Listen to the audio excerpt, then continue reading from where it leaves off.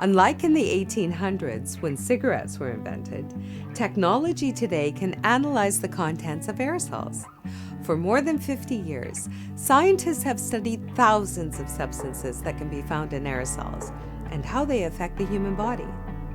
Vapour from nicotine vaping has been repeatedly analyzed, and it has been found to be non-toxic. It's important to compare Vapour to what it's replacing, which is cigarette smoke. Let's take a look at a couple of studies that analyze nicotine vapor. The threshold limit value, TLV, is the level of concentration of substances in the air that an employee can breathe in without harmful effects, working full-time hours over a lifetime. So the TLV is the highest safe concentration of a substance in the air and covers thousands of airborne substances. For this application, we'll give the TLV a value of 100%.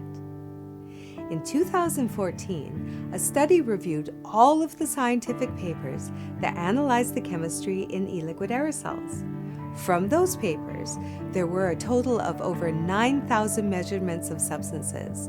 Many papers tested for the same substances.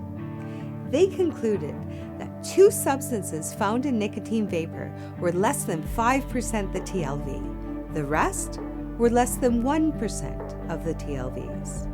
In other words, nicotine vapor in the air is nothing to worry about.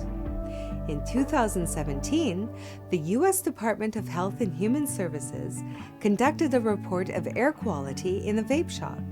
In the shop, employees vaped inside, and there was an indoor lounge where vapors hung out and vaped.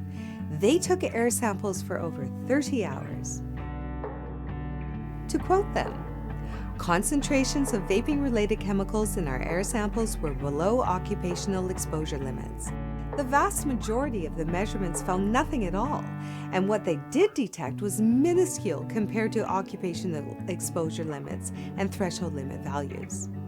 In 2018, Public Health England put it this way: "Vaping is a fraction the risk of smoking, at least 95% less harmful, and of negligible risk to bystanders." To learn more about vaping, visit VAEP.info.